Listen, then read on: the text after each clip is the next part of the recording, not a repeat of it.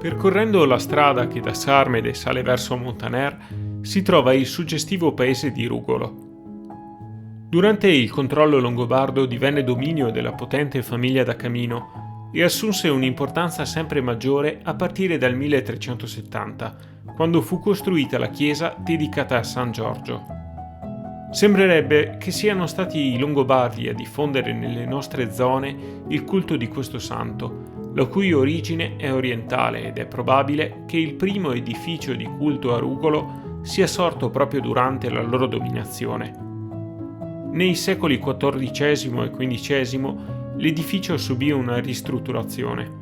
È in tale occasione che l'interno si arricchisce della presenza di un ciclo di affreschi realizzati da Andrea da Treviso.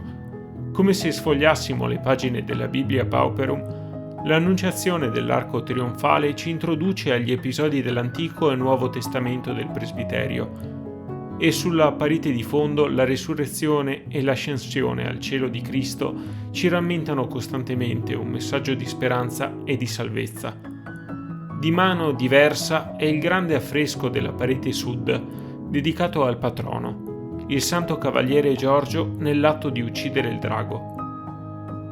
All'esterno, attorno alla chiesa, si racchiude il cimitero dove è sepolto l'artista boemo Stefan Zavrel, autore della decorazione del bellissimo portale in legno. Anticamente Sarmede dipendeva dalla pieve di San Giorgio di Rugolo, ma l'attuale edificio risale al 1830, quando, visto l'aumentare della popolazione, si decise di costruire la nuova chiesa in sostituzione di un preesistente oratorio del XVI secolo dedicato al medesimo santo. L'esterno si presenta molto semplice e lineare secondo i canoni ottocenteschi. L'interno, ad un'unica navata, è molto luminoso per la presenza di finestre a lucernaio. 4 altari scandiscono lo spazio introducendoci al presbiterio, con l'altare maggiore dedicato al santo patrono. Sul soffitto l'opera di Noé Bordignon del 1901 andò a sostituire il preesistente affresco di Giovanni de Min con la glorificazione di Sant'Antonio, andato perduto con il crollo del soffitto in seguito al terremoto del 1873.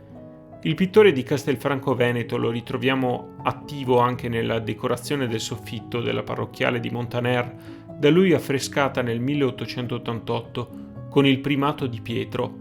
L'importante missione apostolica della chiesa emerge anche dall'intitolazione dell'edificio a San Pancrazio, un giovinetto martire cristiano che è il soggetto della pala d'altare dipinta da Antonio dal Favero. La firma del pittore è ben evidente in basso vicino alla data 1892, l'anno in cui la chiesa è stata consacrata dopo 20 anni dall'inizio della sua costruzione. L'edificio, pur di origine recente, dimostra nella sua semplicità una grande devozione da parte dei fedeli che l'abbellirono nel corso del tempo. La stessa determinazione che dimostrò durante il buio periodo della Seconda Guerra Mondiale Monsignor Giuseppe Faè, parroco di Montaner e autore importante della resistenza in questi luoghi. All'esterno della chiesa una statua lo ricorda assieme alla sorella Giovanna, entrambi esempi molto forti di quanto la fede abbracci la libertà.